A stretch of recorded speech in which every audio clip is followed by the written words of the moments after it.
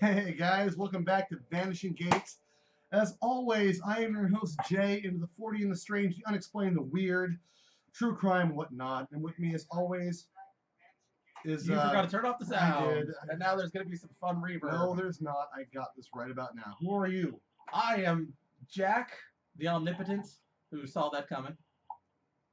The Omnipotent? Omnipotent? I mean, Not the impotent. Okay, No, I had it all in the front. the not so potent, and this guy. Paco. Throw things at Jay. So guys, welcome back to our show. We want to talk a little about our upcoming events. Next week we'll be live, as I said before, at the first annual Halloween pop-up boutique that our friend Emily from Mystic Rose Tarot is hosting during Arts Alive in Eureka at Humboldt Herbal's classroom. I am so excited about this. We're stoked. So what we're going to do, guys, is we are going to be raffling off a couple of items being handmade by one of our viewers. And I kind of have to apologize, actually, to Emily, because I still don't have a costume. You're going to get a costume. It's fine. We're going to be costumed up. It's going to be amazing. I'm going to show up in a black Speedo and nothing else. That's not true. I will not show up. It will be the worst Halloween costume that scares everyone. We will be there from 6 to 9 o'clock for you guys to come and join us. Feel free to come in. We're going to be raffling off a couple of items that are handmade by a viewer. Also, we have stickers to sell. And I may be raffling off one of my personal Halloween creations. So tickets will be sold for an undisclosed price yet, and they'll go through until our Halloween.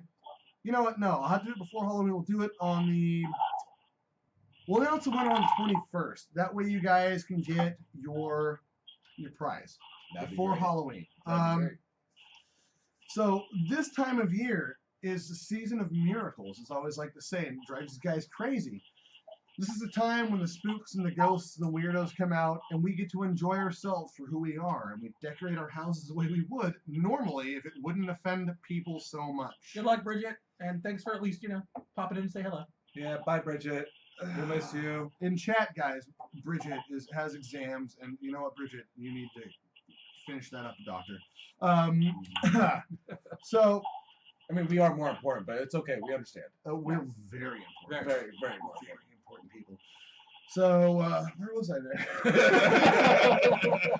Something about Halloween. We want to thank our friends at Pro Prism Design in Morris, Illinois. Check them out at proprismdesign.com for any of your stickers, coffee mugs, embroidery needs.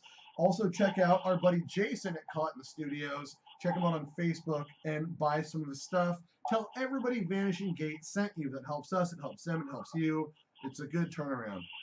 A reach around of love. A reach around of love. Right? Is that how that goes? I think. So. Oh man, super professional. We're also, guys, if you're in the Northern California, Eureka, Humboldt County area, we're looking for places to investigate, do paranormal investigations. We haven't planned our Bigfoot field expedition yet, but we're going to do that. What we need to do is find places in our area that are haunted or have, things going on. I got my Frank's box. We're going to be playing with that, the ghost box. Got my EMF detector. We're going to do some readings out there. We're going to have some field work. It's going to be fun. Fun for you guys. I know what's going to happen to me. I'm going to get stuck in a dark place by myself, sitting there wondering what I did wrong in my life to be doing these things. Yes, you are. And just with my luck, that's your job. I'm going to run into a cult of Satanists while I'm by myself, and they're never going to find me. Okay, that's what's going to happen. There's no not finding you. That's true. I'm really big. It's going to be hard to miss. Very. Love that. You're loud and whiny. Oh, I'm going to be complaining the whole. Yeah, it's true. You're going to bitch about all of it. So they're going to skip me because they're going to be sitting there. He's going to ruin our entire event if we bring this guy with us and try to kill him. He's going to ruin everything. You can't sacrifice someone like you because you're too loud. Too much That's how you avoid being sacrificed by a satanic cult. Now, you complain a lot. We have a couple special episodes on the 13th. Is a Friday. We usually do our shows on Saturdays like we are right now. On the 13th, we're doing a Friday the 13th episode because it's in October. We're going to talk about superstition. Unless Kane Hodder answers my email and joins us to talk about his experience as Jason Voorhees. And then we have on the 14th, Paco is going to host a show. What are you talking about, Paco? We are actually going to be talking about Planet Nibiru, or also Planet X. X gonna give it to you. That is the worst reference so I have ever heard. It's going to be a really fun episode. Both Jack and I, we know a lot about Planet Nibiru. It is a wonderful, exciting, kind of freaky conspiracy theory. And spoiler alert, it's probably not real. Good, because I don't know. it's gonna be really cool. It's very interesting. There's a lot of fun facts, and you know, it's pretty cool. All right, so our regular show on the 28th. We're going to talk about Halloween history, and then we'll have our Halloween show on Tuesday, October 31st, which will be handing out candy, if it's not raining, from my haunted front yard. Meaning not really haunted, but I set it up to look like it is. No, it's totally haunted. There's no decorations whatsoever. Oh, no, I'm doing that tomorrow for sure. So what is our cigar of the show, guys? You know what? Why don't you tell us, seeing how you have it? I don't even know if you lit your cigar yet. Arturo Fuente Especial. Ardo Fuente Especial. Yes, I don't speak very good. All right. So, Ardo guys, Fuente. what we do have is a very special guest. We're very excited to have them on. I'm going to let Jack introduce him. Paranormal Investigators, New Zealand, and with us is John from that group. I believe you're the leader, right, John? Yes, I am. So, what? Thank you for being on the show. Yes, thanks for being on the show. It's We're really very cool. excited to have you here, man. It's really cool. Thank you, John. So, Thank you for asking me. how many investigations at this point have you been on? I've been doing investigations now for the last 7 years, so we've been doing quite a few. What's your so like I know a lot of people investigate, you know, pretty much anything that comes their way. Do you have like a special favorite that you like to do, like larger buildings or houses, businesses, things like that? Like preference of location? Yeah. My favorite actually is doing people's homes, because it's not about big buildings like asylums, hospitals, prisons, or anything about that. It's about the people, and that was my big concern of starting a paranormal team, was that when you have people in their homes getting worried and getting scared about something that could be going on in their house, everybody has a child, and when children get affected, it affects me. I get very upset when children get upset, and that's pretty much why I got into the business, was to help people.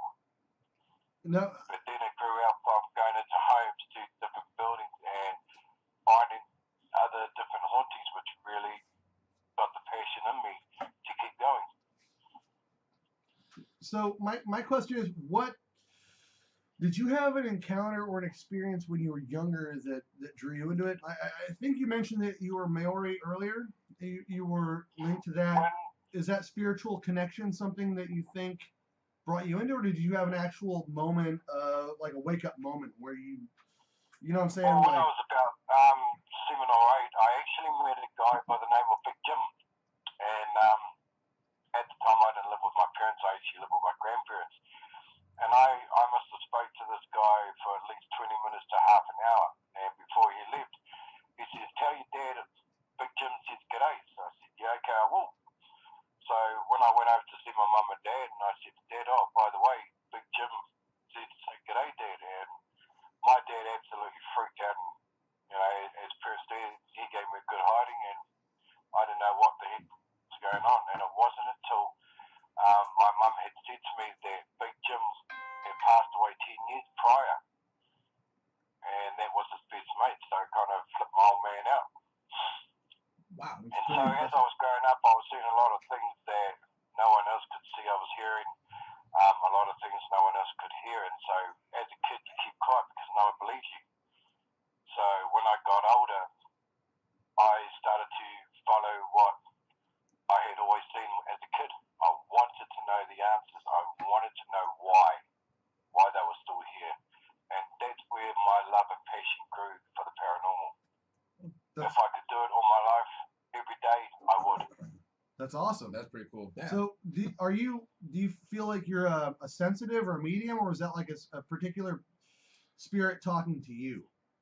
Well, I've always been told that I'm a sensitive, and when you're growing up the way that I have, which really I didn't come from a loving background, you tend to be a hard person. You tend to grow up that hard way. But everybody that has come into my life always said there was an aura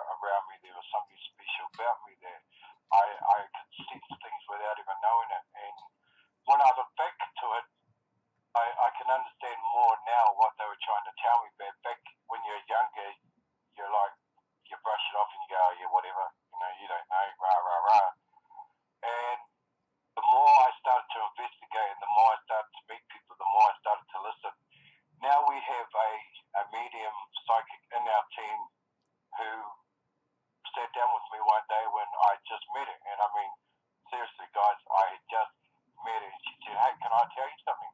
And I looked at her and I went, yeah, sure. And she told me my whole life story. Wow. That's awesome. And, We've met a couple you know, people I'm like that. sitting there, Yeah. I am sitting there, guys, listening to her, and I'm thinking, okay, you are such a whack job. She knew everything that I have never ever told anyone. Never. Not like a mentorist, but like someone that can actually give you details. From start to where I am today, how my life was, what I did, what happened to me, the walk of life I ever did, and I just sat there thinking, you are nuts, lady. Seriously. That's pretty crazy. How do you know this? Right? I'll tell you what, it blew me away that much that I said to her, hey, once upon a time I would have said totally this about you guys, the gifts that you have, because you've told me this, I've got your back 100%. I said, because no one has ever told me what you've just told me today. And there's so much about the paranormal, there's so much about it. It's not just about spirits or what people call ghosts or anything like that. It's about spirits, UFOs, Bigfoot, the Yeti, if you want to call them that, Sasquatch. You know, there's many things of the paranormal that we haven't even tapped into yet. Well, we can go into there's the idea of parallel universes. Like, I think that our understanding of things is actually so small. Well, you know, like the thing is what I've noticed with people is often humans, like what I'll do, like I do this all the time, and I have to openly admit this, is I will have something strange happen to me, and I will just make something up in my head, say, oh, must have been the wind, or it had to be an animal, or something was going on that, I always make something up. And I think the reason for that is because if you're alone, or even if you're with other people, you don't want to believe that there's something you can't control that could come out and stop you or hurt you, and there's nothing you could do. So people just hide away from it. And over here, people in New Zealand a lot are so close-minded to the paranormal. You know, if you speak about it, a lot of people go, hey, as long as I don't know about it, it don't exist. Yeah, and you're like, it's wow, like, is that it? if people are just going to brush so stuff off. I start the questions, okay, so when you die, what happens? You're dead. So where do you go? You go nowhere. And I'm sitting there thinking to myself, really? I said to, and this one person that I was having this bit of a discussion, I won't say argument with, I said, you go to church, right? He said, yep.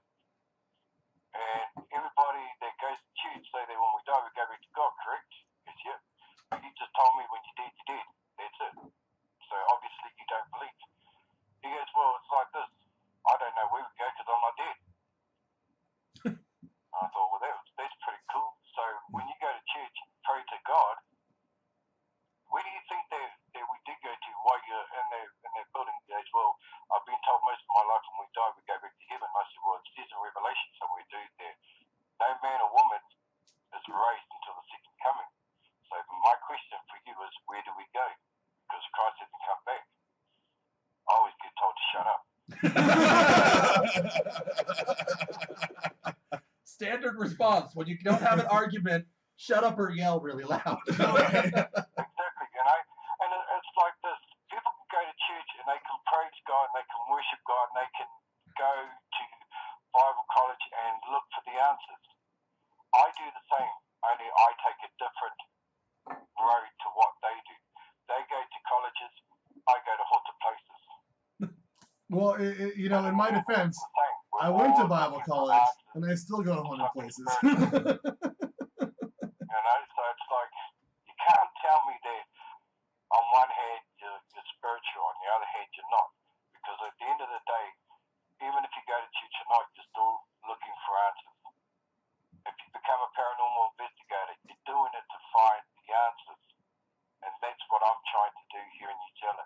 I am trying to find the answer to why they're still here. What's keeping them here? Are they waiting around for their loved ones? Are they trying to stay with their loved ones to protect them? Do they believe they're not dead? I mean, you know, for all of a sudden you could be in a car, you're tired, you go to sleep in the passenger seat, next minute bang. Yeah. And you're waking up thinking, well, you know, what happened? I ain't dead. I was in a car. It's your last memory, you know. And you get the spirits who don't really believe that they're angry, that they're dead. example, you pass away, and all of a sudden you see these strange people moving into your home. Now that's your home. Yeah. You don't know who they are. It's your So territory. you're trying to talk to them, but they can't hear you. They can't see you. So you go and start getting angry because you think they're disrespecting you and they're in your house. And you're confused because you don't really know how to communicate. They don't know how to communicate. That makes sense. Exactly. And that's where I believe we get the angry spirits from. I don't believe that they're evil because I've never ever come across an evil spirit before. I've come across an angry spirit on one of our big investigations that we did a few years back. We're told that the owners were hearing footsteps in the attic. So I went up there to put a camera there and I got punched in the back of my head. Now that seriously pissed me off. I don't know if you're familiar with the show Destination Truth. We had Rex Williams on. He was one of the guys from the show, and he was in, I want to say, Sri Lanka or it was Sri Lanka, right, or Thailand, and he actually got assaulted in a temple there by a spirit.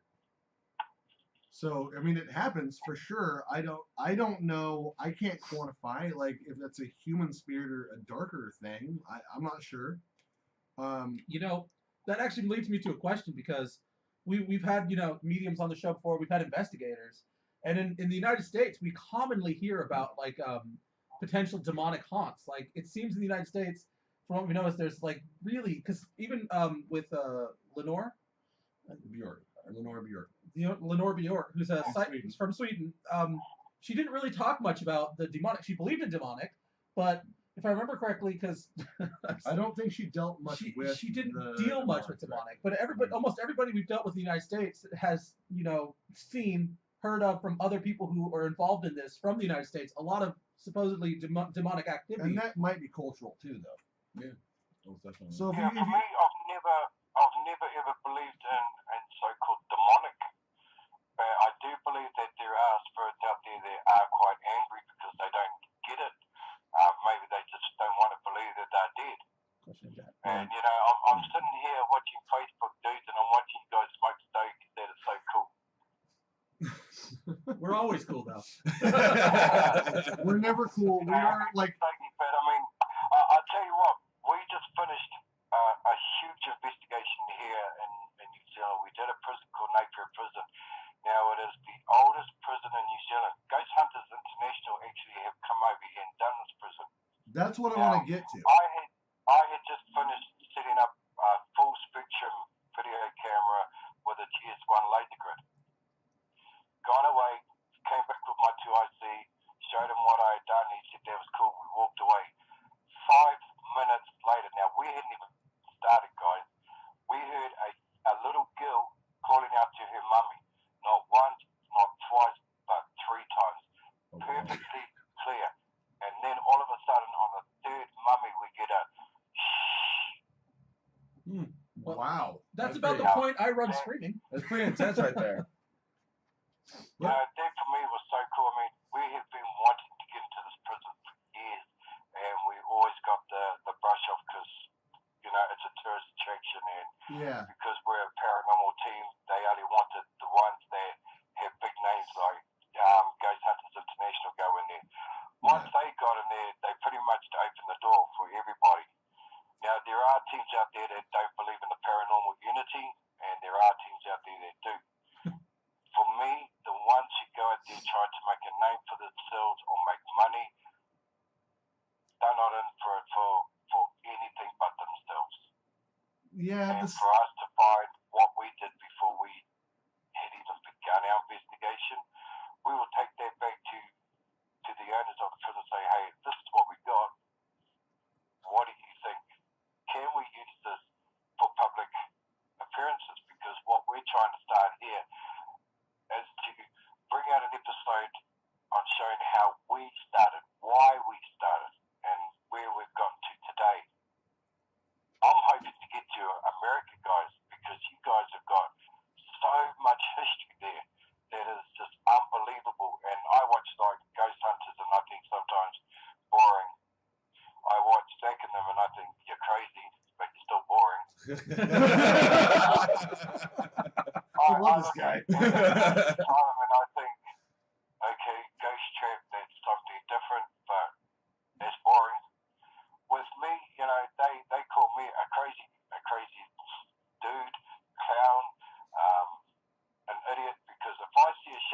chase it, and I've seen them many times.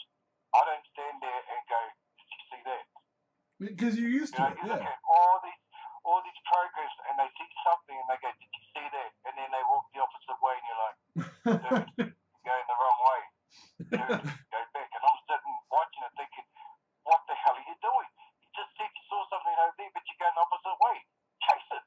No, okay, so on that note, like, You know, shadow people for me is not a my big deal. favorite It's two just seeing it. places in your fella's country is one Eastern State, Eastern State where Pen, I yeah. would love to investigate. We did a show on Eastern State Pen, yeah.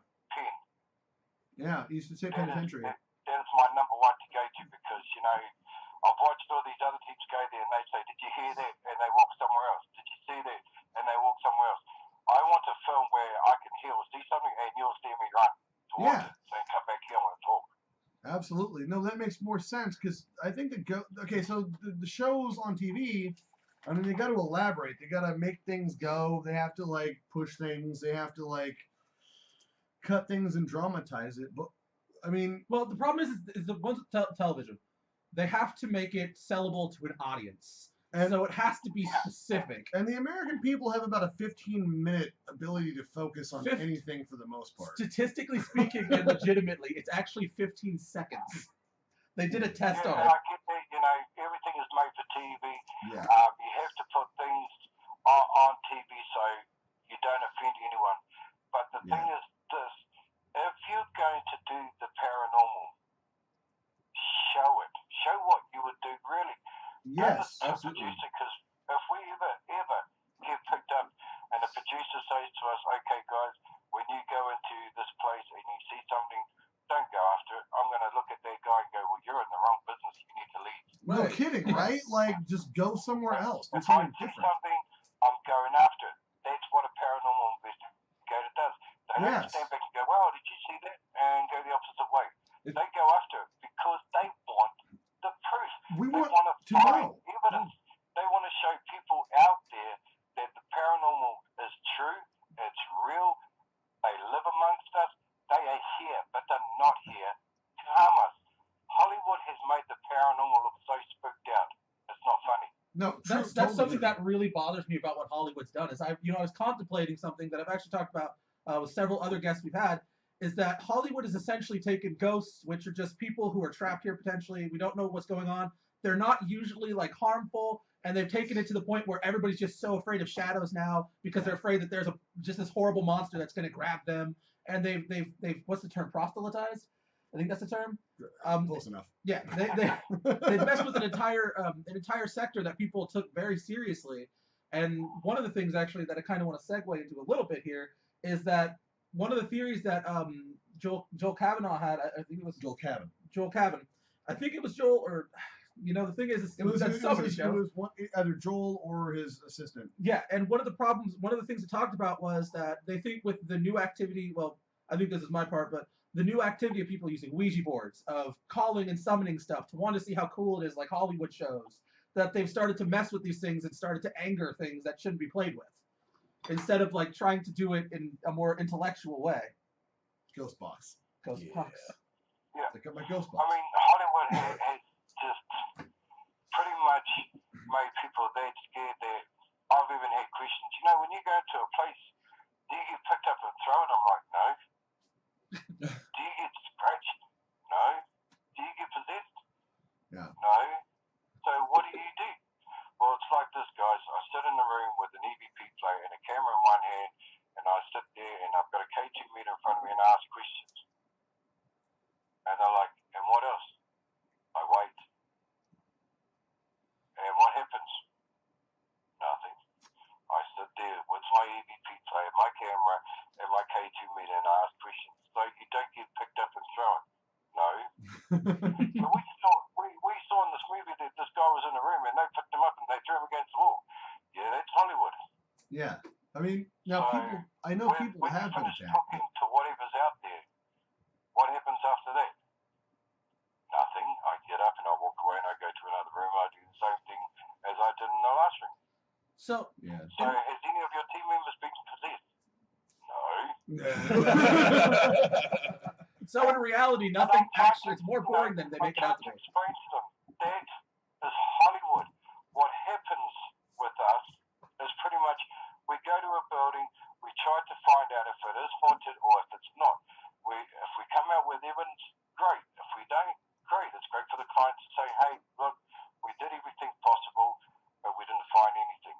Some clients are happy, and some clients that we've had get really pissed off because their places aren't haunted. And they're like, It's about but the we truth. heard all the doors banging, creaks. Yeah, well, there's, windows in your gate that's actually making a breeze. Okay, so And real like, quick. you're telling me you caught nothing. And they get upset about it. Well, it's not nothing. It's not you didn't catch anything. It's that you had your evidence on hand, regardless if it was. And we always believe that if we get nothing, it's good for the client. Some clients are happy that they don't have anything haunted in their house, but some get really pissed with us because we don't find anything, and they're like, "Oh, we believe it's haunted," and we're like, "Well, I'm sorry, but it's not." Okay, so that segues into a question from the audience real quick, because it's talking about like the house is a haunting, stuff like that. One of the questions we had in chat was whether or not you've ran into a situation where people tried to fake it. They tried to set it up as if it was haunted. Like, did you have a fraudulent case that people clearly tried to fake it? Does that ever happen to you? In my team, if I catch anybody lying about whether they got touched or anything like that. Oh no, we don't mean the teammates. We mean like the actual client, the person you're going to help. Okay, for our plan, what I normally do is I go to the client before we even do an investigation. Excellent. That's the first step. I go and talk to the client. I ask them what's going on. They discuss it with me, what's happening in either their homes or in their buildings. Then I proceed to ask them, okay, can you show us exactly where things may be happening? Once they do that, I call a team meeting. We sit down and I discuss what happened at the client's, what's happening with the client, what they believe is going on. We discuss it amongst ourselves as a team. Then I go back to the client and ask them when it will suit them for an investigation. That's awesome. It's all about the people. Yeah. Good procedure. We have to touch you. Put you in touch with Joel Cabin because you got to touch you. Yeah, I mean, you could have some real clients that say, hey, my doors are opening up and cupboards are opening up and I'm hearing footsteps and all that, and you think, hey, that's kind of cool. But we always go in there with a mind that nothing is there. We're there to debunk, not to say, right, guys, your clients here, their place is haunted, so it's haunted. This is what's happening, so it's happening. Because if you get that mindset, you're not going to do a good investigation because you've already set your mind to this place is haunted. Yeah, you've convinced yourself it's already happening. So we go in there believing nothing is going on. We will do our best to disprove a lot of the things. And if we can't, then we don't say, okay, your place is haunted and it's active. We put it in the, okay, we're not sure yet basket. We need to go back and we need to go through all the evidence. And then we're going to decide, okay, yep, maybe there is something going on. Is this place haunted? No. Is it active? Not really. Is there something going on? Yes. Well, I mean, because if you go into a client's house and say, hey, look, this is what we got. Yeah, we believe it's active. Yeah, you got goes. Yeah, it's haunted. Some clients are going to shit themselves. Oh, yeah. Can you And a great example, this happened to us, our very first investigation 7 years ago.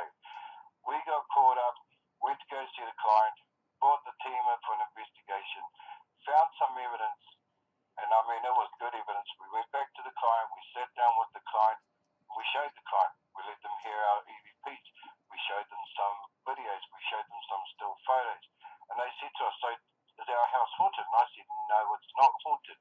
Yes, something's going on. Yes, from what we've got, you've got some spirits. Doesn't seem pretty, it doesn't seem bad at all. They just want you to acknowledge them. 2 weeks later, she rings us up and she says, John, thank you for helping us out, but we've moved. You've moved. And they said, yeah, we've moved out of town. All right. And I'm thinking to myself, I just said when we saw you guys, you had no worries. Now you're telling me you've moved? We get a phone call because she lives in Napier now. Oh, God. She rings me up and she goes, since we've been here, John, we've had this and listen, this happened to us in our house. And I'm like, hey, that's really cool. Can you come for an investigation? Hey, yeah, nah. And she's like, what? I said, well, come and visit you, and I'll let Linda see what she can feel, which is our psychic. So we went there before our investigation at the prison, and Linda told us straight out, you've got a couple of spirits here that are an old couple. They're not here to hurt you. And I said to this person, I said, now, I said that to you 7 years ago. Please do not ring me up in a couple of weeks' time and say, we've moved. And she kind of looked at me and said, Linda has said it's an old couple, but they're not here to hurt you. They just want you to acknowledge them. So don't pack up and run.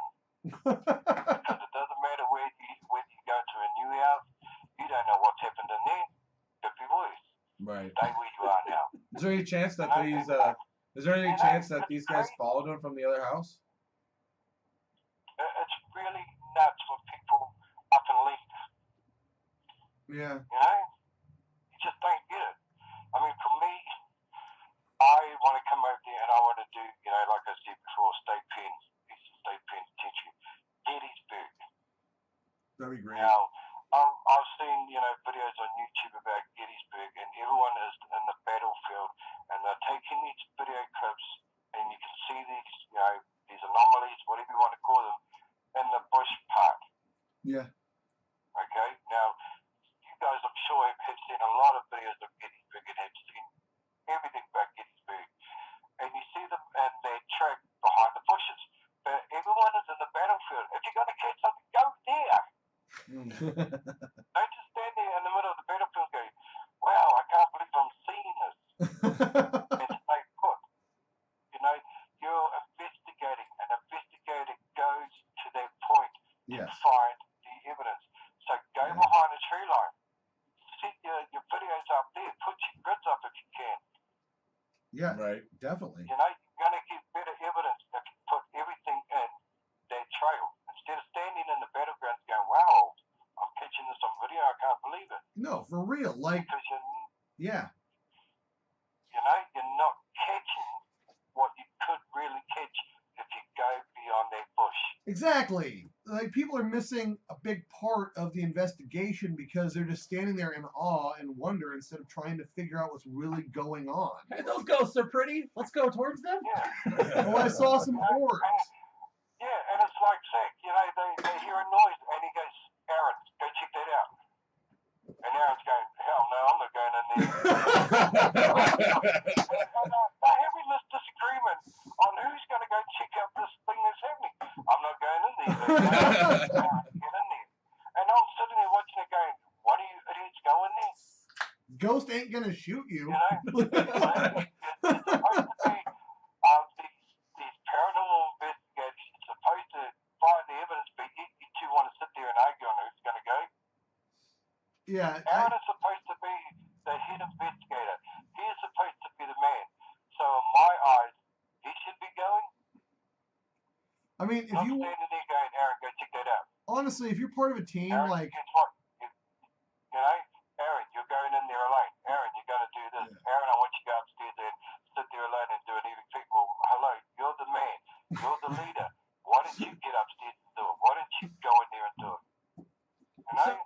So you've told me in the past you've done some investigations, and you said you had one really good one before the prison where one of your guys got, I think you said, touched or hit. See, for me, you know, as being the founder and the leader of a team, I'm always going to take one for the team no matter what. So if I feel that one area is really, really active, I'm not going to send one of my investigators in to do it. I'm going to go do it first because when you lead, that is what you're meant to do. Right. Now, being at the prison, we all slept in different cells. I'll tell you what, I do not recommend sleeping in prison cells, guys. It is the hardest bed I have ever slept on in all my life. Hey, John, for our viewers, can you give them some history on the prison? Nobody was out there. Everyone was comfortable in their rooms. We heard footsteps through the hallway. We heard groans through the hallway. It was like, whoa.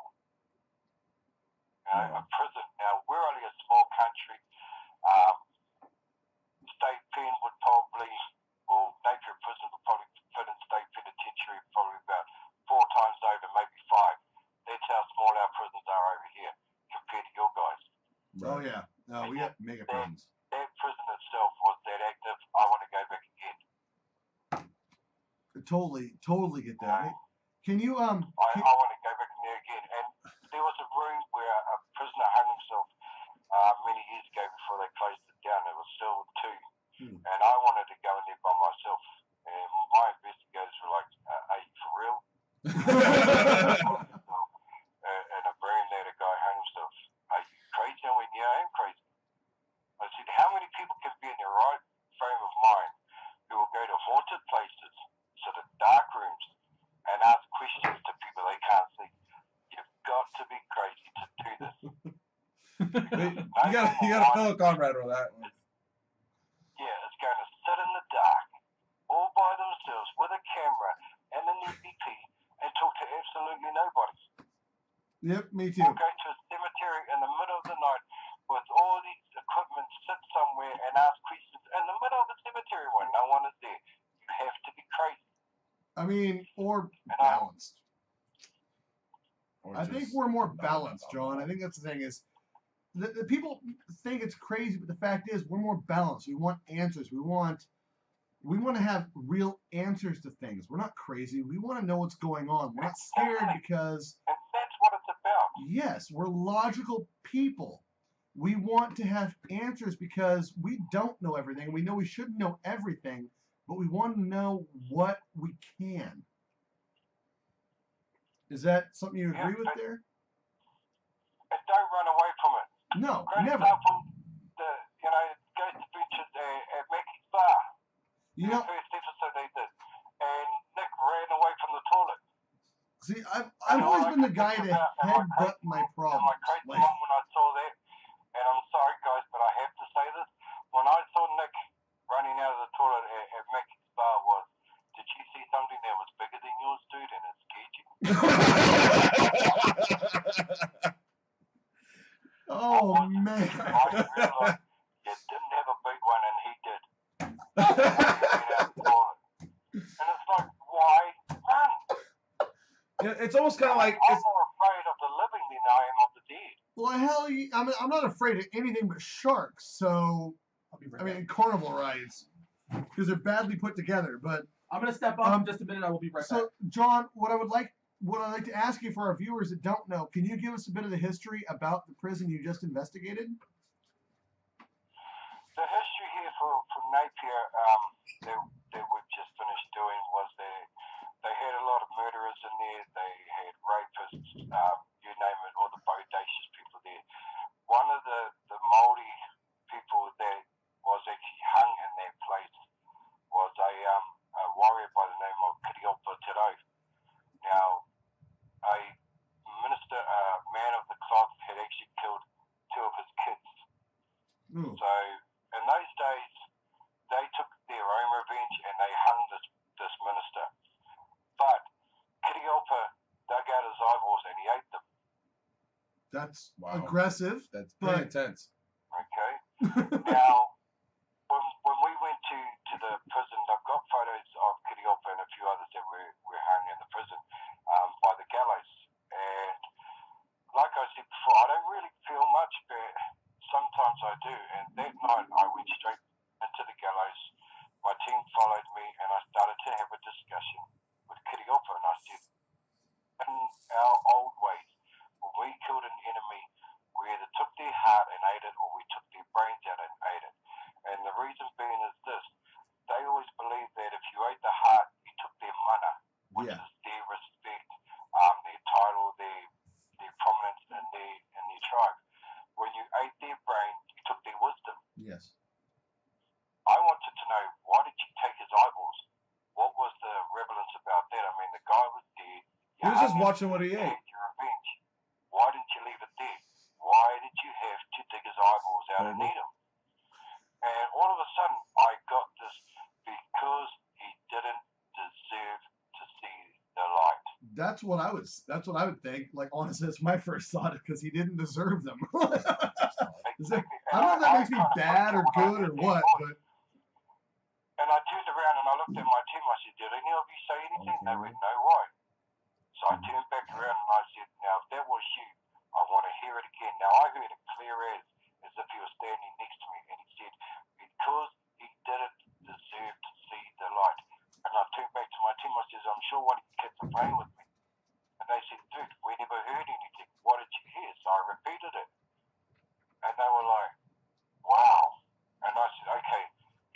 you're telling me that he didn't deserve to see the light.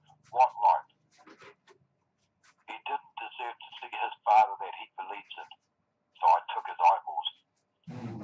Wow. And I just stood there and I just couldn't believe what I was hearing. So, You know? And so I got it why he took his eyes, why he decided to do that. Because one, this priest, this minister, this man of the clock killed his children. He took revenge, he hung him, but then he took his eyeballs because he didn't believe that when he went into the afterlife, no way was he going to see that glory. He didn't deserve it. that makes sense. And psychologically, that makes perfect sense.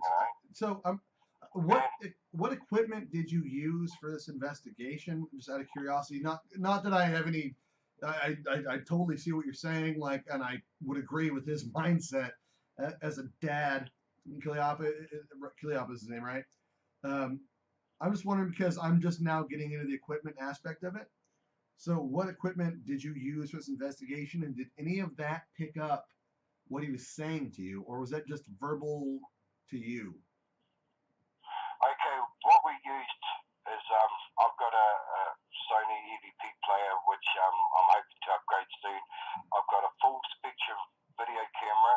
Okay. I've got a full spectrum still camera, a normal Olympus camera. I missed out by getting a connected camera that we've just finally arrived the day we got home from the investigation. So we're really not using very expensive equipment like we do over there in America. Dude, I spent I have $200 worth of equipment, so don't worry. You're good. Yeah, you know, because it's so expensive to buy from the States and get it over here. Yeah, that's true. I can imagine that. That is very true. Jack, I just got your message. Doing great so far. Can you hear us? We keep trying to get questions in and it seems you cannot hear us. It's coming along really mumbly. So I'm trying hard to hear you guys. Yeah, that's why he can hear me and not you guys, because I actually project my voice. sorry, John. I'm just the loudest one, so it's easier to hear me overall. I was just worried that because we have the phone far from us, that you weren't able to hear us was the big issue, because he put it in a beaker. Okay. Well, what might be good is if you type it in the messenger, I'll be able to read it and then answer your questions. Yeah, if you want to type them in the messages, you check chat, because I know our chat is kind of slowing down a little bit. Yeah, and if you have a question, he can type it to him. John, you can still hear me, right? I'm Jay, the host. Paco doesn't talk, so don't worry about him. Well, he just did. So we talked about the prison. So can you describe the setting of the prison? Sorry, can I describe the what? The setting of the prison. Can you describe the prison and what it's like going in there? Was there any feelings when you walked in? What's it look like? Like, can you describe it for those who haven't seen it? Which is, Well, as soon as you pull up to the Napier prison, all you see is the brick walls and a main door that you've got to go through. Now, it doesn't look as scary as what I have seen on TV with your guys' penitentiary. I mean, I've seen some episodes where they've driven up and all you see is these humongous walls, and I think, bloody hell, it's nothing like that. But as soon as you walk into the courtyard where the prisoners would have had their recreation, then you start to get an eerie feeling like you're being watched. So it's emotional, like it's a heavy feeling, like there's a spiritual or emotional constriction on you. Would that be a good way to say it? There was when I went into cell block 2, which is the guy that hung himself in there. I felt really emotional, and it was like that. I felt like I had nothing to live for. My family had disowned me, and I kept wondering, why the hell am I feeling this? So and all I wanted to do was cry, and I kept looking towards where I could just get up and walk out into the hallway, but it felt like I couldn't. It felt like I was just stuck right there, and I said to the guy, am I feeling your pain? If so, can you light up my K2 meter? And it just went berserk. So, and I just sat there and I said to the him, I said, why did you feel so alone? Why were you hurting? Why did you feel that you couldn't live any longer? And I said, is it because you believed you had no one? And the lights went up again. Wow. So you are an actual sensitive. You actually can. You're an empath at least. We talked about it a little bit. We touched that you are sensitive to these feelings, but it sounds like you're an actual sensitive or an empath at the very least. Absolutely. Yeah, but it's only sometimes when I go on investigations, I will feel something, and I will, there's sometimes where I can just sit in a place and I just cry for no reason. And really, really cry. Yeah, you're opening your heart. Trying to think, and I keep thinking, am I feeling what they went through? No, yeah, that's exactly what that is. That's empathy. That's a deep empath. You are. It sounds like you're an actual deep empath sensitive, and that's awesome. And it's also crappy because it hurts you at the same time when you can't help them find resolution. Yeah, and sometimes I like it, and sometimes I don't. Oh, it's a curse and a blessing. Sometimes I wish that I couldn't feel anything, and when you feel that type of pain, you try to put yourself in their position, Did you really believe you had no one there for you? There was just absolutely nothing? Yeah. And I just, I sat there, and one of my investigators ended up coming in, and he looked at me and he said, boss, are you okay? And I said, yeah, I think I need to just step out of this room. So he picked me up off the floor. We walked out together. And as soon as I got out of there, I felt better. And I had to, have a smoke. And I sat down in the rec room and had a smoke. And my mate, he goes, what happened? Tell me. So I told him. And he went, dude, you're not as hard as what you thought you were, huh? Because I always believed I couldn't feel nothing, even though I was probably lying to myself, and I need to allow it to be opened, but at the same time, I'm too scared to do so. Yeah. No, we're definitely drawn to this scenario that way. Like, when you're an empathic person, you're drawn to this scenario. There's no ifs, ands, or buts. You're drawn to look for things, and sadly, sometimes you get drawn to the unfortunate because I have a working theory that spiritually, I mean, the guys walking around who don't have a body anymore don't have the energy to run it. Like, that was the generator. So they find someone who has the energy and is able to touch base with them. Maybe that's where you're at, buddy. Yeah, so, it gets to the point where, especially for me, being the leader and the founder of the team, I always think of my team first. First and foremost, I need to look after them. And if I'm going to get all sad and down, then I've got to make sure that my team is fine. Now, I've just got a message from Jack. Did your other investigators have a similar experience? One of my camera crew, JJ, he was walking down one of the wings, and on our DVR system, I saw what I thought was either smoke or fog. Now, you're not allowed to smoke on site, or not inside anyway. And I grabbed the RT and asked him if he could see the smoke where he was. And he said, no, John, I can't see any smoke. But I can smell cigarette smell. He said, it's like someone just came through here smoking. Now, no one had a smoke because I was sitting there at the cameras. So I saw it on camera, but he smelt it. That's awesome. Like, it's now, yeah. As a joker that I am, when he said to me, that he could smell cigarette smokes, all I could think about was, where's my puff, bro? and that's how I am. I am the clown of the team, because if something happens, I have to make a joke out of it to keep my team from not freaking out. Well, you have to keep things positive. If somebody slams the door and we all hear it, I'm like, okay, which one of you pissed them off? Right. You have as the lead, you have to keep things They must positive. have been You're pissed the off to stay in alpha. the door, you know? Yeah. And I try to keep it that way because if any of my team start freaking out, then they start to lose it.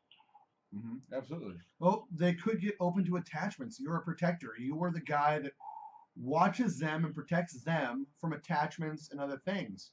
Have you ever had a teammate experience a walk-on, if you're familiar with that term? Oh, years ago, There you go. we had a lady that came with us. Now, she was right into the paranormal. She believed she knew everything. She kept telling me she knew how to protect herself. So I said, okay, well, you come along one night, we've got this investigation. She said, yeah, okay, cool. Half an hour into it, now I know for a fact that this lady did not talk Māori at all. She couldn't even pronounce the words properly. She was sitting up in the hallway upstairs, talking fluent Māori. Oh, wow. And I kind of looked at her, and she looked at me, and I could see it in her eyes that wasn't her at all. So I started talking Māori back to her to see if I could catch her off, to see if she was, just fooling around with me. Then she started to talk, and as she spoke, she was actually speaking in the old dialect of my people's talk. Now, we have certain dialects in each tribe, and this was very, very ancient. Oh, wow. And I thought, okay, I'm not going to play with the spirit, so I just started to talk to it and asked it, you need to leave her alone. You need to get away from her and leave her alone. She was just here to help you. But she decided, without my knowledge, and this is what really hurt me the most, was that she told the spirit to go home with her. Oh, that's not the best thing So to do. I had to bring in a coma tour, which is an elder from here in Monganui, to go and release her and to get the spirit away. And when he did, he told me it was a very, very old koia who was actually, who used to live, because where we did it, there used to be an old marae, which is an old settlement, old village, Māori one. But right where the house was built was actually the urupa, which is called a cemetery. They didn't move the bodies. So, they just flattened it out and built on top. So, John, this old spirit was very, very wild. Right. So, John, for those that are watching the show, I know, because I've researched a little bit, I don't know a ton, but I know Maori people are very, very spiritual. In America, we're a little different, but we're very spiritual in a different way. The Maori culture is very, very in tune with the spirit world. Can you explain to some of our viewers some of the beliefs of the Maori and the desecration of sites? Because I know it's a thing that's come up many times, and people have been bothered by it, and it's caused hauntings and things. Can you explain to people how to protect themselves or what they can do to avoid that particular situation where they're, maybe ego is the right word, or disrespect? But I know that people have found skulls and taken it home. First off, I'm going to say this. If you're dumb enough and egotistical enough to have desecrated a sacred site or stolen bones, you deserve what you get. Well, no, not necessarily, because sometimes they don't realize they're desecrating. So for the sake of those who don't know what they're doing, can you explain how to properly approach a Maori site? Because that's a big deal that people don't understand when they're doing this investigation. Well, yeah, I think I know what you mean. It's actually, we have something here in the States that we have an issue with that, where we have sacred sites. Like, people go to New Orleans, they don't realize when you have bottles of alcohol are left on grave sites or left on side of streets. Don't take it. Yeah, you don't touch those. But tourists don't know that, and they're drunk. That's my point. Can you explain to those who don't know how to properly approach a Maori haunting or Maori site? As a Maori person, we are very spiritual. Yes. Very, very spiritual. Extremely. When it comes down to it. And if we have to go into a place like, we didn't even know, because we tried to search so many times for blueprints of the hill that we had to go and investigate. They left all that important stuff out. We only found out 30 minutes before we had to go into this place to do this investigation. Yeah. There used to be a very old urupa right there. Now, for me as a Māori, I don't like dealing with it,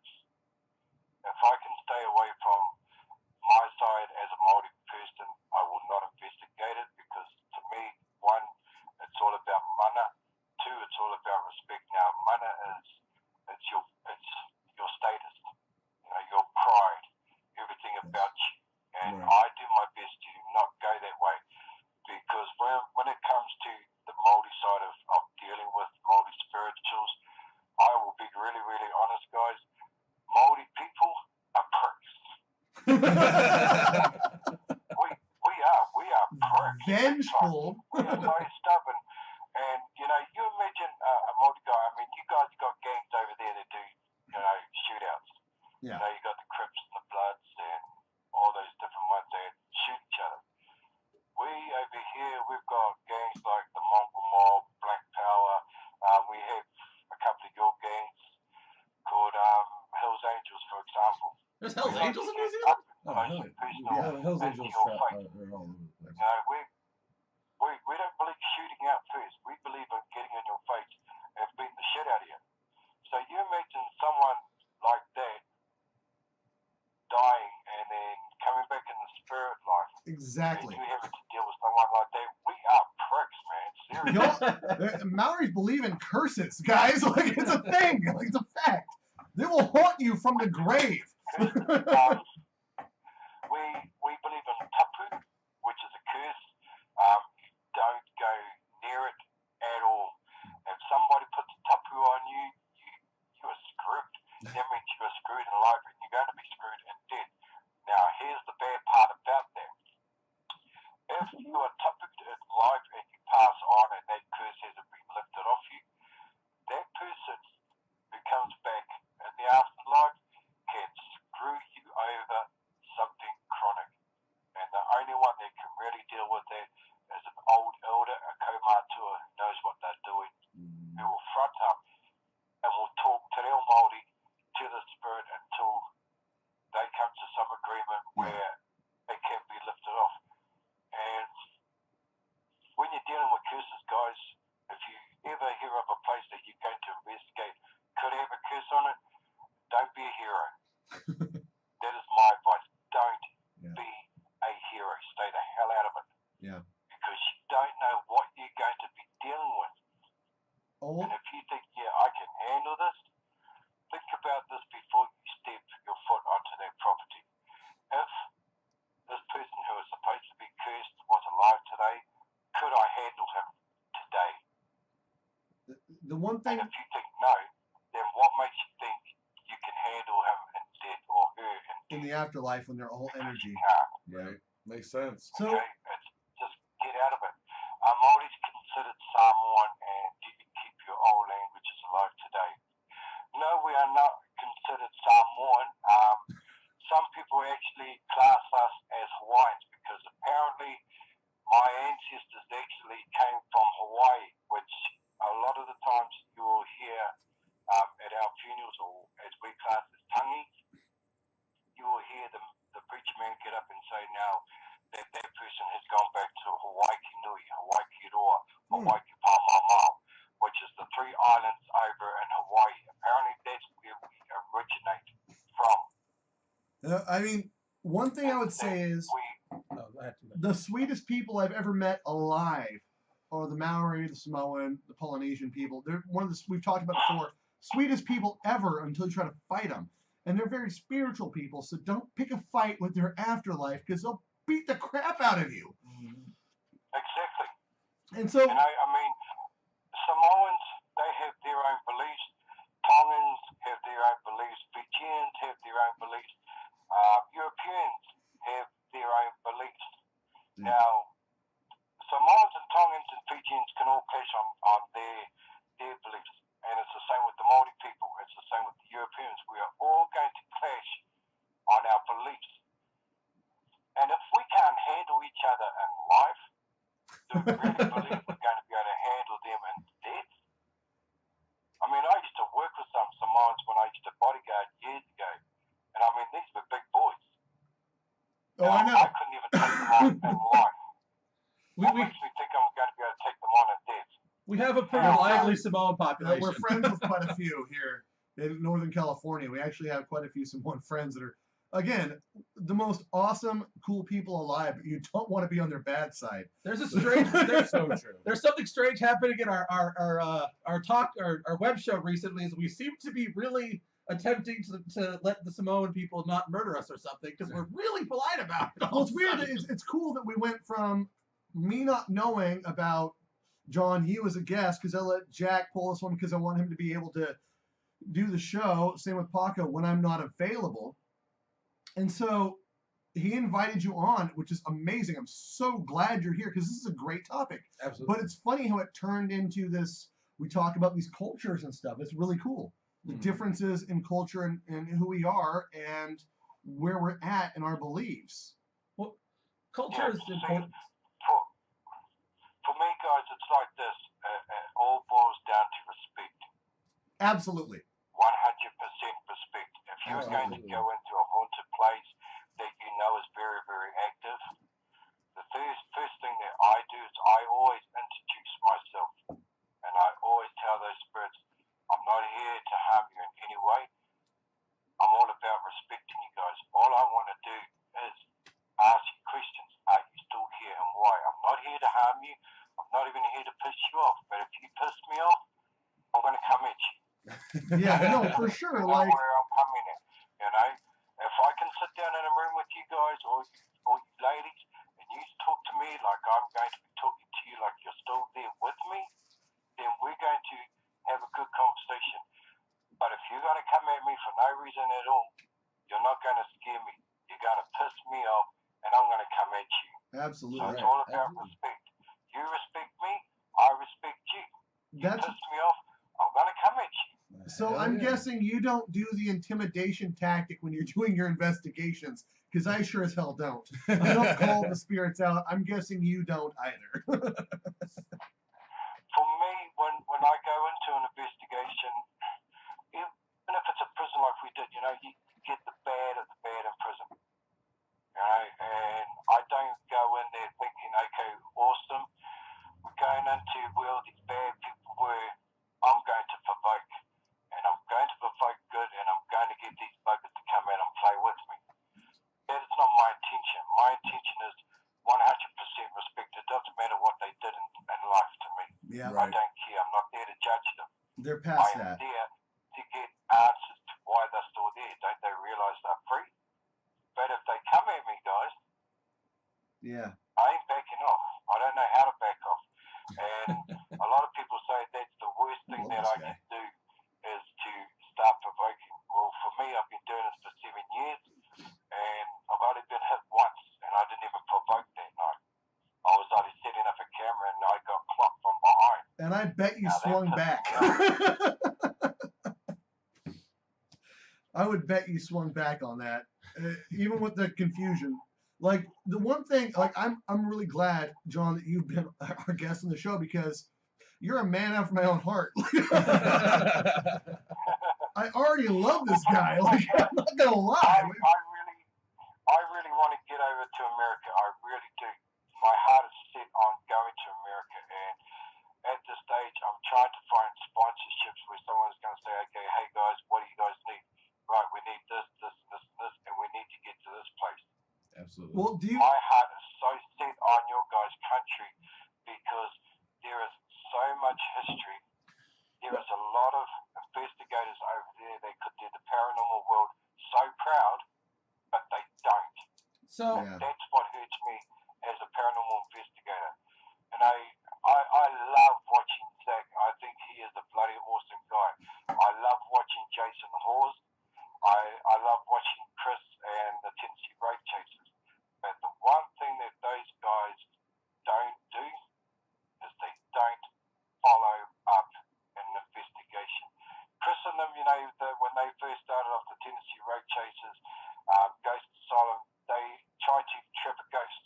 Well, ghosts are energy, which means they're going to go through anything. It don't matter what you try and build to capture them. You can't capture energy. You can't. So I'm gonna interject real fast because I actually had something to say because I know you want to come over to the States, and if I make a suggestion, I know we talked about California, but if you really want to see the best stuff, you're either going to go to the Central States or to the East Coast because that's where a lot of the stuff happens. California is relatively new. Well, not necessarily. There's a lot of history that's dark in California, and that brings up a lot of energy. Okay, so I've learned one thing in my experience, and John, let me know if you don't agree, but I found that darker energy seems to, like darker happenings seems to keep energy around longer than happy energy. Happy happenings. Yeah. The only guys I have ever seen chase something that they've spot are the Kling brothers. The who brothers? You know, when they did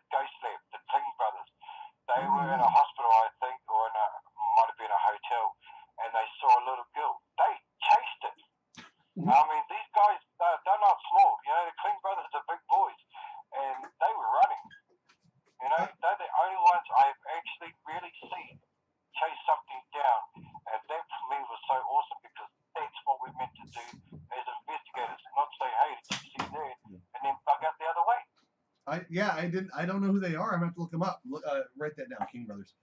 Okay, you're gonna have to. If you don't know who they are, they used to do a program called Ghost Lab. Now they are so cool. The Kling Brothers, they are awesome. We're gonna check that out. Just reading your question, does it annoy you when the TV shows go to foreign lands and speak their own language like English instead of the native language? Yeah, it does.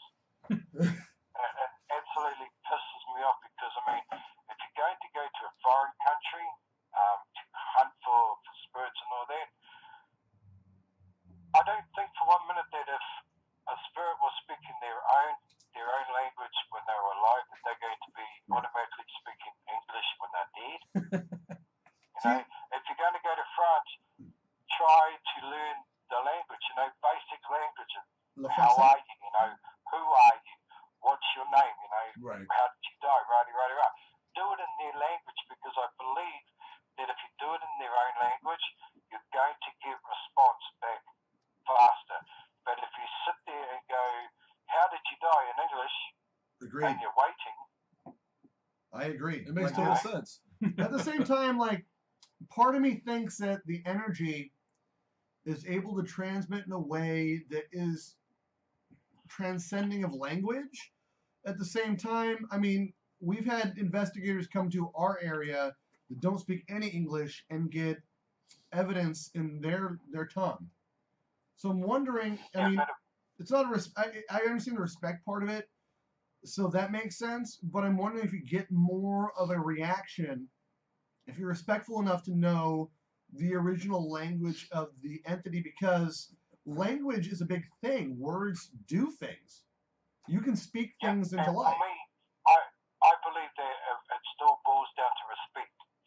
Yes. If you're willing to go to their country and try and find out why they're still here, if you show them the respect by learning their language and trying to talk in their language and even speaking to them in their language, saying, I don't know much, I'm from an English-speaking country, but I'm going to try to do my best to speak in your language. Absolutely. I think the spirit would probably, if they were standing right there in front of them, would think, well, at least you're willing to try and communicate with me in my language, in my tongue. Well, yeah, because your spirit's your personality outside of your body. You're going to maintain part of who you are when you pass out of this mortal coil, this computer that runs us. It's like you guys coming over here and trying to talk to Māori spirits. Wouldn't do that. I would not do that. I would have you join me. We are pricks. If you're going to come and talk to us, speak to us in our language, bro. Otherwise, we're not even going to bother. Yeah, that's the thing. It's not. You're not pricks. You're just closed off to outsiders for a reason. But if you come to New Zealand and you say, okay, I'm from the United States of America, I don't know much Māori language, but I'm going to give it a try so I can communicate with you. Yeah. I know with my people, that is showing them mana. That is showing them respect. Yes. Well, it's kind of like what you had said. You will get that back, and then you will get your responses. But if you rock onto a Māori place and say, hey, my name is Jay, or my name is Jack, or I'm Tom, I hear that you've been doing this, so tell me, what's your name? You're going to get zipped. Why are you still here? You're going to get zipped. Or choked out. Or choked out, one or the other. Something is going to happen, but it's not going to be what you want to happen.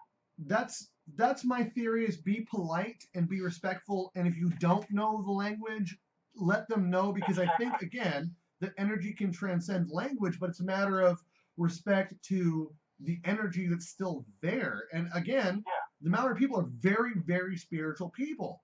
You guys are very spiritual. Don't go into a building and think you are all that and think, okay, this is what's going to happen. I'm going to call this person out, or I'm going to call this spirit out, and I'm going to let them know who I am. For example, when Zach and them did, I think it was State Pen, and he went around with one of the P.R.N.Z and he was banging the cells and saying that he was the new warden and that he was telling them to get into these cells and that they weren't allowed out. And I'm thinking, dude, you are one stupid idiot. What you've just done now is you've stirred them.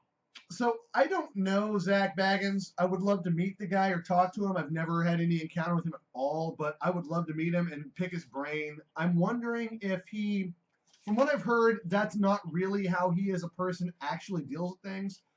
I hear that's I don't mostly, think he is in real life. yeah, I think that's part of the Hollywood He's aspect. a spiritual guy, but Yeah. because it's TV, Exactly. he has to make it that way. I mean, my dream, if I could ever do it, is come to America and do an investigation with the gate team, with ghost hunters, and with Ghost Asylum. Now, for me being from New Zealand, it's a very small country. No, It would I be totally the get it. utmost honor if I could ever have that dream come true. I mean, could you imagine a little Kiwi guy coming to a big country like the USA and doing a massive investigation with top names in the paranormal industry? Hey, buddy, if Lucy I mean, Lawless can do it on boobs alone, if I you can could do it come too. to where you guys are and do an investigation with you guys, that would be a buzz and an honor for me.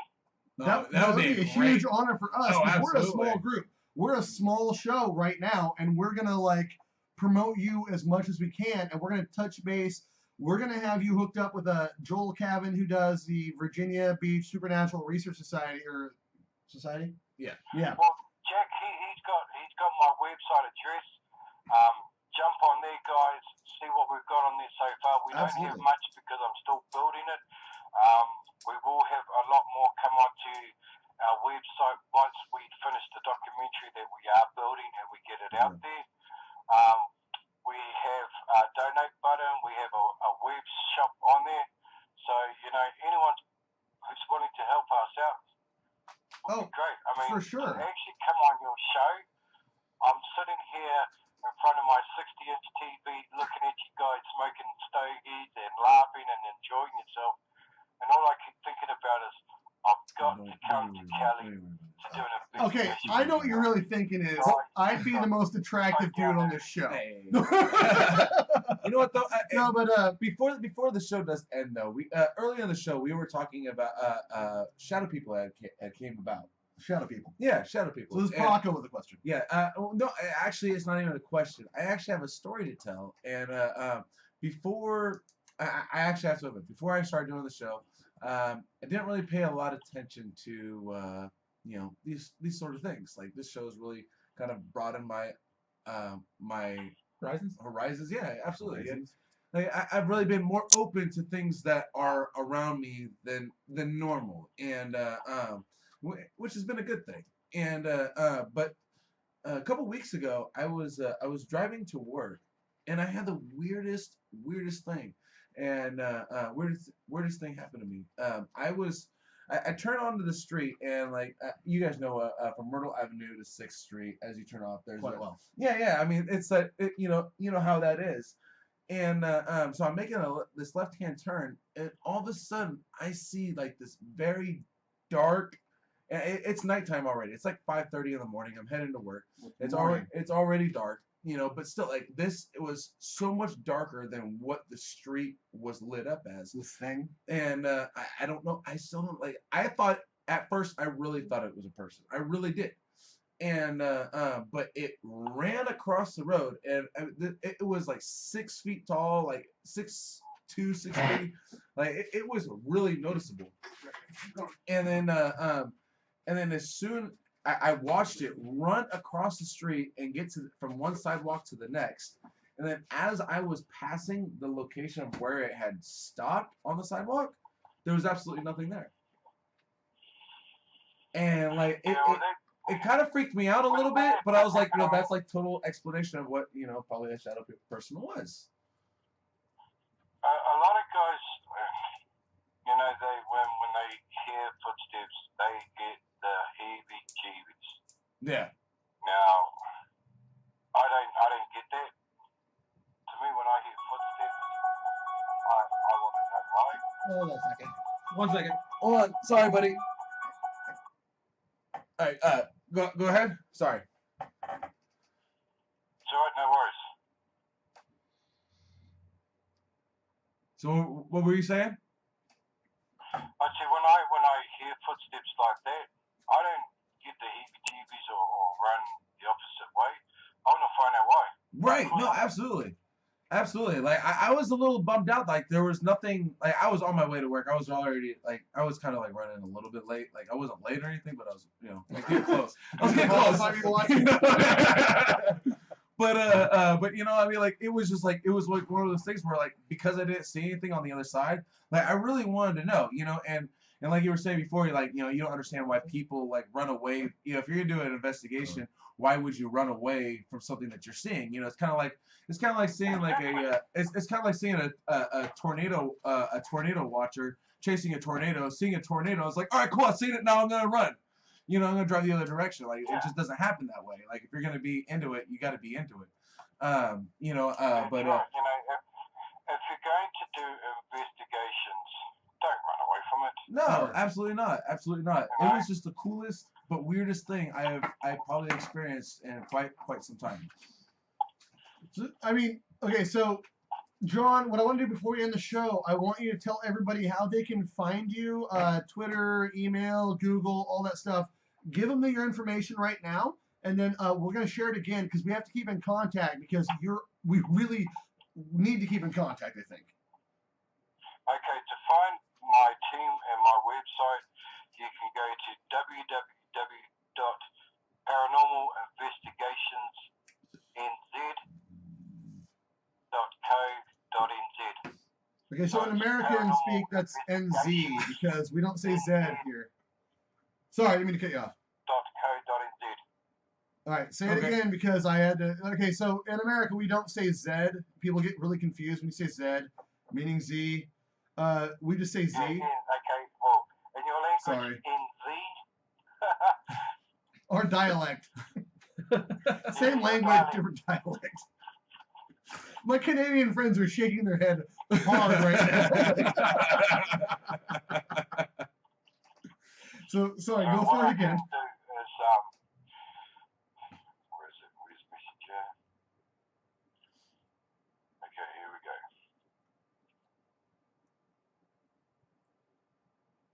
I'm just writing it to you guys. All right, so he's gonna type it out for me. Oh, okay, got it. Oh, gotcha. All right, okay, is there an email they can reach you at if they have experiences? If they have people watching or in New Zealand that want to share with you haunted locations or stuff? Is there an email they can reach you at, or people here that are willing to like contact you, maybe to sponsor? Is there a good email to reach you at directly? If they go onto our website, we do have a donate button right on our front page. They can push the donate button there. Okay. Or if they don't want to donate any money but they want to buy our clothing, they can go to our web shop and buy clothing. Sweet. Awesome. And you guys got sweaters? Website. So, guys, Paranormal Investigations NZ.co.nz is the website, and we will link that to our Facebook page, so you guys can check out John and his crew. And we're going to get you in touch with Joel Cavan. He is really good. He's in Virginia, the other side of the country, but he does a really good job. Not Virginia. He's not in Virginia. He's in Virginia Beach. Virginia Beach. Yeah. North Carolina or something.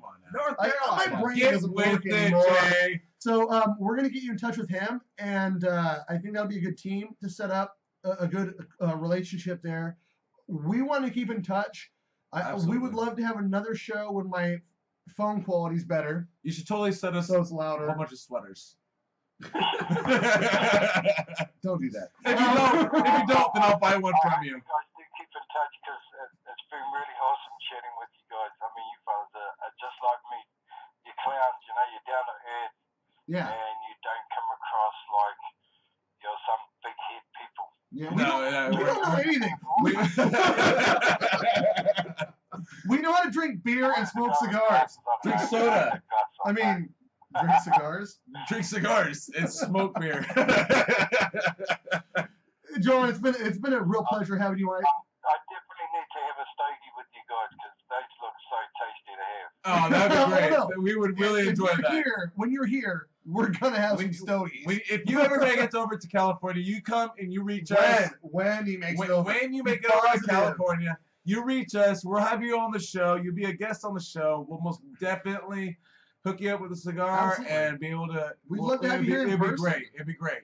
We would love to also have your team on too. I'm hoping to come over there. I've got a lot of friends that I've met through Facebook who are so into the paranormal there. I'd love to go over there and, just meet with them and to get knowledge from them.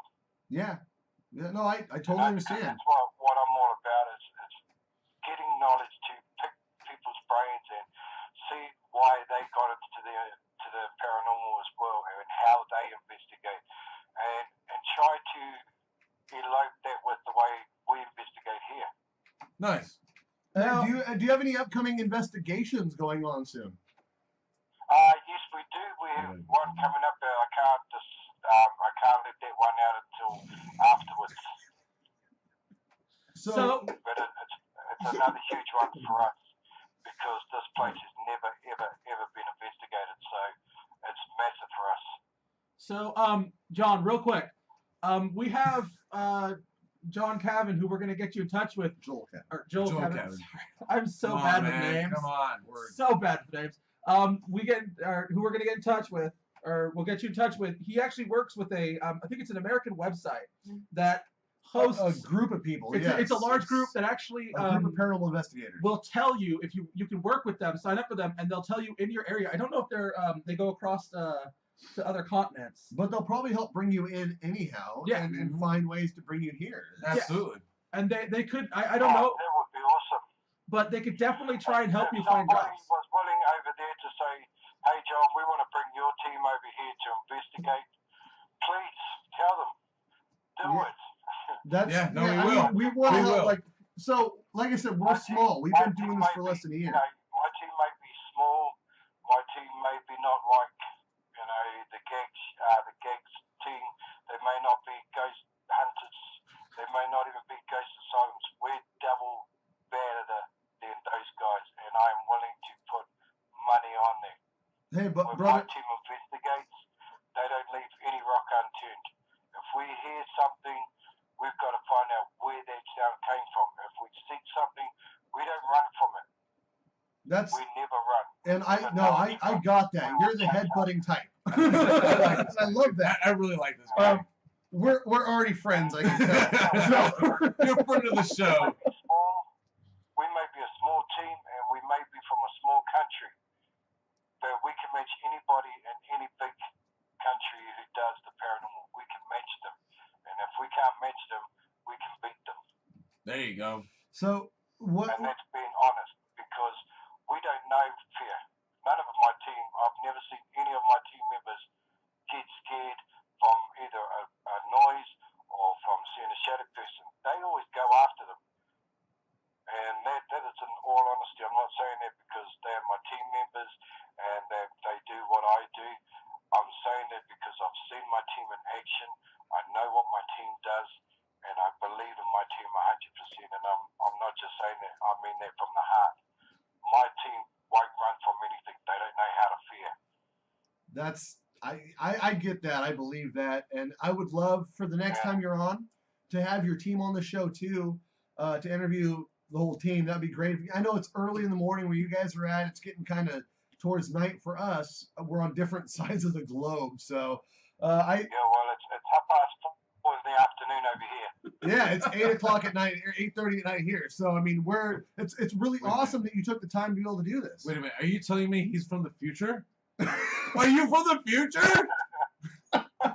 What happens tomorrow? Wait, hold on. What happens on the 1st of October? Okay, I do have a question to ask you though. I don't know what's going to happen over there, guys, but I know what's happening right now. On a semi joking note, I do have a question. It's been bugging me since The Simpsons did it. What direction does the toilet flow? Oh my god! Oh my gosh! Okay, ours goes in clockwise for our bathtubs and all that, or anti-clockwise? I don't even remember what ours do. Ours go clockwise. We're clockwise. Are you counterclockwise or are you clockwise? I wouldn't even, to be honest, I wouldn't have a clue, dude. I mean, all I know is that because I'm planning on hoping to get to Washington, Vancouver, I think it is. I've got a lot of friends over there who are into the paranormal. It's awesome. about a 20-hour flight. Right. I get, yeah, it's a long flight. Heck yeah. 20 hours on a plane. My mind's going to be thinking about, okay, where are we going to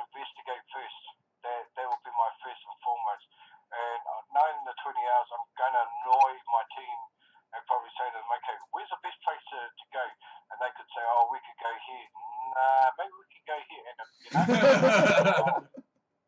because we're all excited to get there. Heck yeah.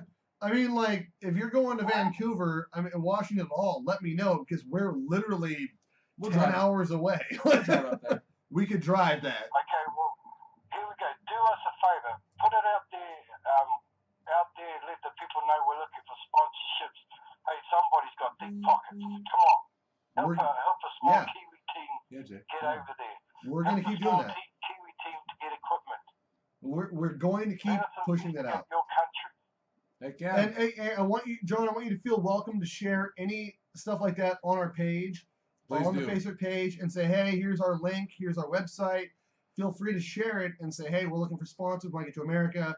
We want to hook you up with a couple people here that we know locally. Well, locally as in our continent. Mhm. And then work from there. And we'd love to watch you guys excel. I'd love to have you here in person one time. That'd be Actually, great. I think the funny thing is, It's an honor talking to you guys, and Jack's got my number. He knows how to reach me. Now you guys have got the website and the email. Absolutely. No, feel free to, if anyone wants to just even say hello, send us an email. Tell us where you're from. Tell us what you do. If you do the paranormal, let us know why you do it. What's the passion that keeps you going? What's the drive that makes you hunger more for an investigation? For me, it's all about answers. Yeah. I want to know. I want to know, one, why you're here, and I want to know if you are in such a beautiful place, like we've always been told that we go to. Why are you still here in this miserable world? You know, we're on the verge of World War III, and you want to kick it here with us? Man, if I die, I want to go to paradise. No, I don't want to hang around waiting for the world to go boom. all I right. don't think anyone wants to do that. So, You know, this world is miserable. No one wants to love one another. You know, you got Trump over there that's going, well, come on, Korea, just try it. You know? And Korea's probably standing there going, well, come on, Trumpy baby, push that button, we'll see what's up. Now, if I was dead, you think I'm going to hang around those two suckers saying, blow the country up, bro, because I'm lonely? I want to be lying in paradise somewhere. You know? Sipping on Coronas. or some kind of drink, whatever. Probably harder than Corona, personally. Right. Margaritas, hey, cool. I don't know. His Corona's a lot. You know, if you're into Budweisers, Heinekens, whatever you guys drink, that's the place to, you know, to be able to settle down in the afterlife and just chill. Not walk around this miserable place saying, well, here it comes, Chumpy's going to push the button any minute, and so it's a guy from Korea, and we're all going to get fried. I'm just going to sit back here on the old Lincoln Memorial and watch the world go boom. You know, I don't want to be there. Why would you want to hang around in the afterworld in this kind of miserable place? I don't know, buddy. All right, so we're getting to the wrap up. The answer I want to find out is why. Why we exist, why we continue on, what happens afterwards. That's the real question, right? Is what happens after the fact. That's what leads us and guides us, right? That's what makes us want to continue, I think. So, we're getting to the wrap up now. So I think, should we do the ending or? Okay. John, thank you so much for being on the show. I'm gonna hit you up here probably tomorrow. Yep. And touch base with you. I'm gonna close the call now because, well, you know, I got. Okay, guys. Well, thank you so much for speaking with me and. No, thank you for being on the show. Awesome seeing you guys on the big screen. Save me some of that stogie. Hey, you know what? We'll get fresh stogies when you're here. I can't wait for it. I'm super excited. We're gonna keep in touch And because I like the skull head. that's our mascot, Mr. Scully. Skull head goes off. Hey, we're gonna keep in contact because you're a man after my own heart. I can tell, and I don't ever want to headbutt you.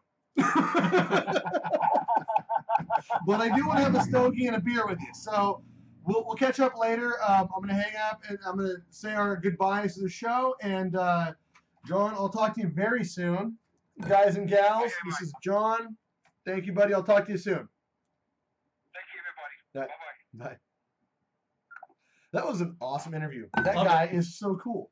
We need to work out our sound issues. It sounds like. Well, no, it's just we're working on our You know, my situation, my budget. It's what it is. I know. We can hear him well, but I think what it is your phone. You know, because we use he can't hear. phone. Well, I did drop.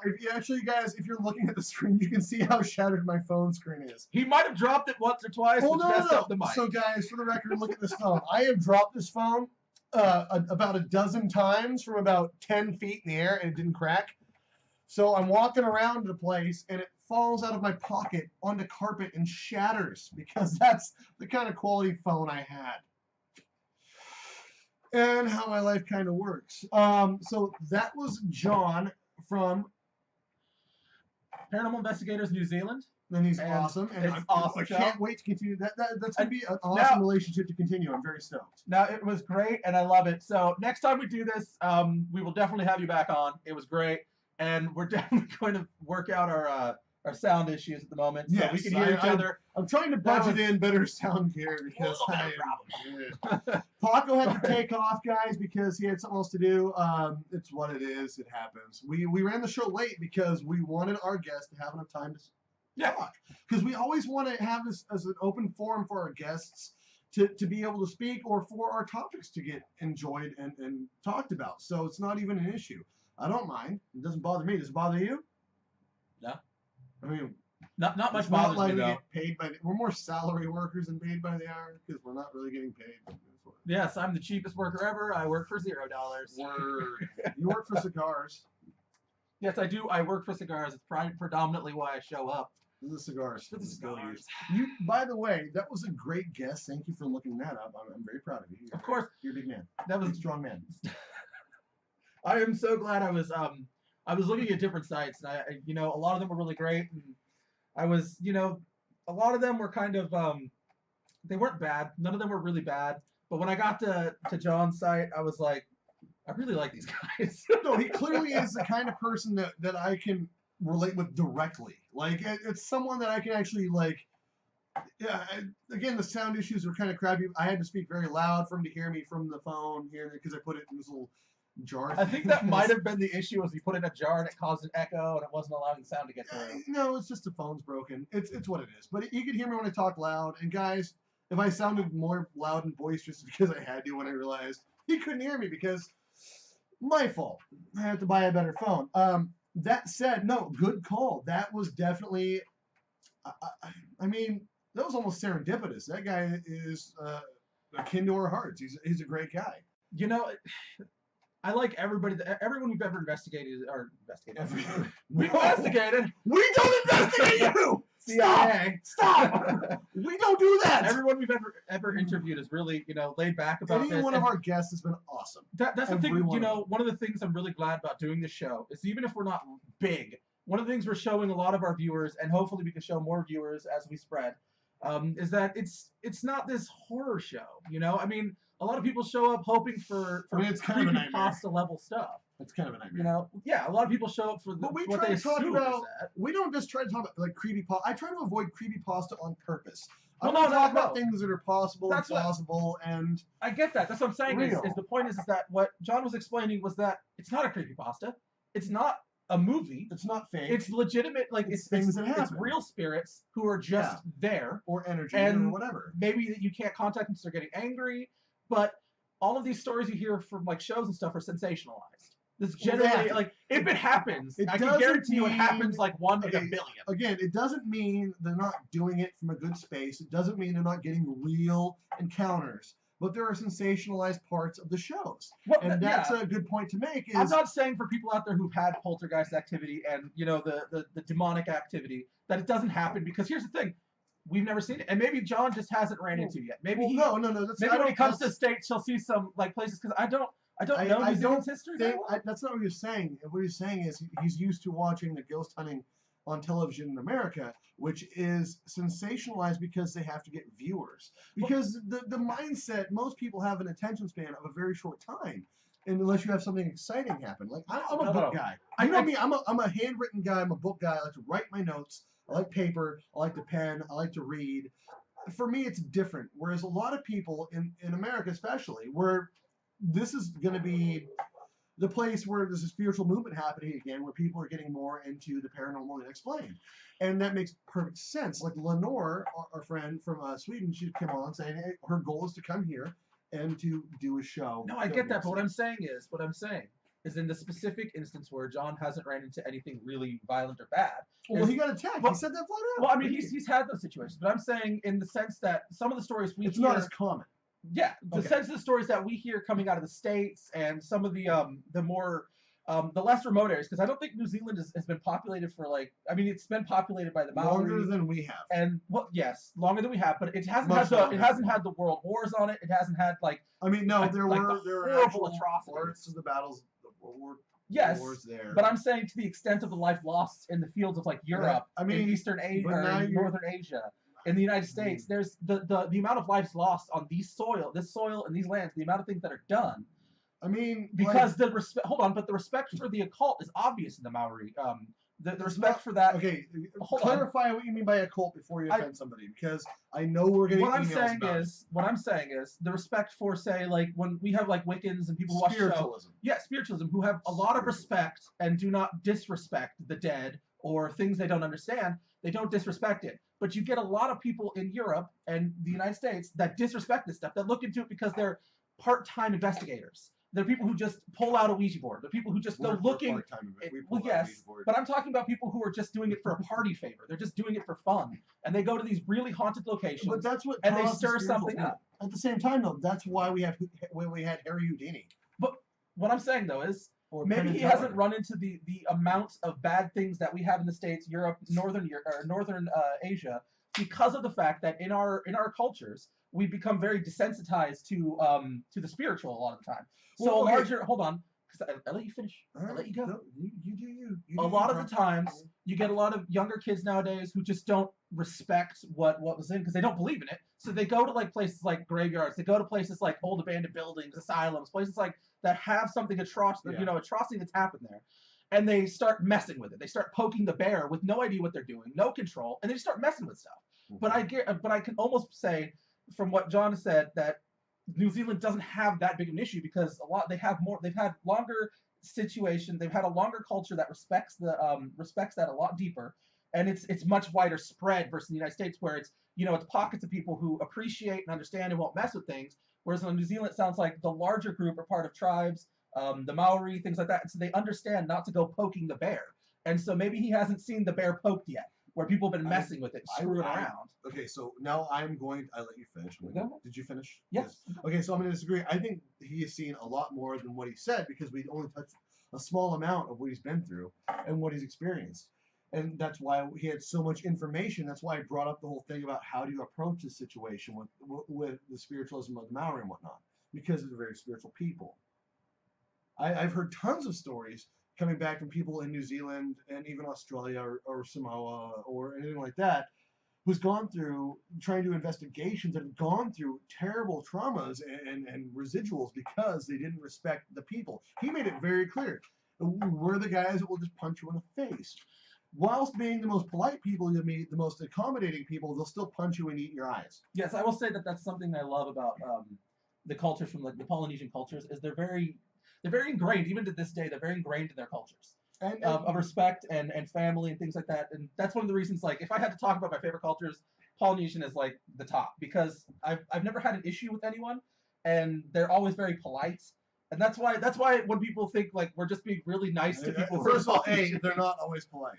Well, they're usually polite. To me, they're very people, polite. And they'll tell you first they're still people, and they don't want to be segregated that way. And I don't believe in segregating that. Where it comes to what I meant was, hold on. We come from a small town, though. It doesn't matter. And we have a small population of people from that area. This is so I'm saying my population of people that I've met. Hold on. Locally. But I'm saying my personal experience with everyone from that culture has been very polite and very ingrained in their own culture. That's what I'm saying. Yes. So I'm not saying every single person. I'm saying that the people that I have met, from the Polynesian to Samoan, they are very Pago. Everybody, almost all of them are very polite. They'll give you a second chance, but the moment you overstep that line, it's not a good idea. Just don't do it. I made a joke about Mark the Super Samoan. Yes. I told my friend who's a Samoan, that's a regular Samoan. He'll just hit you and knock you out, like if he has to. Yes, It's not super. Don't mess with them. That's all. But they're still nice. They'll still take care of you and pick you up when you're down if you're their friend, and they're friends with almost everybody. Because everyone's friends. This has become a Samoan PSA. The Irish. Why are we talking about the Irish aggressive, now? stupid people. This is what we do. We're Irish and Norwegian. We're aggressive, stupid people. No, I am not. But we're also pandering, apparently. Yes, now we're pandering. Now we're just pandering for no reason. And we're insulting. We were talking about the paranormal. You know what the ironic thing here is? It's very stereotypical because Irish people are so self-referential. Super supernatural though. This is what I feel able to communicate. You said we're like headbutters and stuff. I'm just sitting there thinking, it's very cultural that people always say that Irish people are extremely self-deprecating. See, we have a problem because we're not just Irish. We're also Irish American with Norwegian mixed in. Headbutting is a thing we do for fun, and the fact is, though, please don't headbutt. Dude, you really want to headbutt that head? I also don't drink. So you have a 25 head, so you would kill someone with that. What are you talking? Leave my hairline out of this, like it did my head. You crush cars with that. You made fun of my eyebrows. Because you don't have eyebrows. I do too. They're blonde. No. Anyway, so how am I the only ginger out of my 5 siblings? So what I was pertaining to was I think once John and his team get over here and start investigating, they'll see some new things. I think it might be a little more eye-opening than you'd think, because there's like the atrocities on the European soil is really deep. I don't think that's even like the main dig in here, man. I don't think the atrocities are okay. Guys, don't hate me on this. The fact is, energy is energy. I do feel like negative energy tends to stick around longer. So negative happenings do tend to stick around longer than positive energy, because I'm trying to be a more positive person because I've always been a negative person. I don't want to stick around. And if I do, I'm going to mess with you guys. If I'm a ghost, y'all are getting haunted. Y'all are getting haunted bad. Not in a bad way. Like, I'm not going to throw your dog out a window. I'm not going to Amityville you. But I'll tell you what, like, I'll hide your keys, your toothpaste. Maybe it could be like the ghost who, I can't remember what the haunting was, but the ghost literally dropped like coins from the ceiling. I'll flush your toilet 3 times right after you're done. You could be the ghost that drops old coins from the ceiling. I will drop a whole roll of toilet paper in the toilet. Could you imagine that ghost? Like, he spent a month before they showed up just underground, like, this coin, just bringing them up. And they're just dropping them. I'm more likely to flush washers from the hardware store down your toilet than coins. I don't like to waste. You're the ghost I don't want in my house. That's all I know. I want the one that drops coins. That's all I'm saying. So, drop coins for me if you're gonna haunt me, dude. The good hunt or haunt? Haunt. Because you don't want to get hunted down by a ghost. Please don't hunt me. Don't Mark Hunt me. Don't Wednesday. Mark Hunt. You already picked a fight with Vin Diesel, and you're gonna pick a fight. He was awesome. With a super Samoan. He was awesome. You told him you didn't like his bald head. You didn't like him at all. Oh, yeah. He's not going to come to anyway, so we're going to go ahead and wrap up because we've digressed so badly. Guys, we always digressed. But no, our really, entire show is digression. We are just a constant digression. And the fact you guys are watching is reverse evolution. It is now. We just invented it, I think. I don't know. It's a Mandela effect, right? Yeah, this didn't happen. It's the Mandela effect that actually didn't take place. Guys, thank you for watching. Please like, follow, share. Don't forget to subscribe. Check out the YouTube. By the way, we finally passed the 666 views on YouTube. Amazing. Thank you for doing that. Didn't need any more problems in my life. Good grief. Right. Guys, as always, I am your host in the paranormal, the unexplained, the 40, and the weird, true crime, etc., blah, blah, blah. And this is, I don't think I'm omnipotent? Omnipotent? How is it even pronounced? Not potent at all. Jack. There you go. For Seth, I'm Jay. Thank you guys for watching. We'll see you next week. We'll be live from the first annual Halloween drop-in boutique. Pop-up boutique. Pop-up. We will be doing a raffle for a couple of viewer-made things and maybe a Jay-made thing.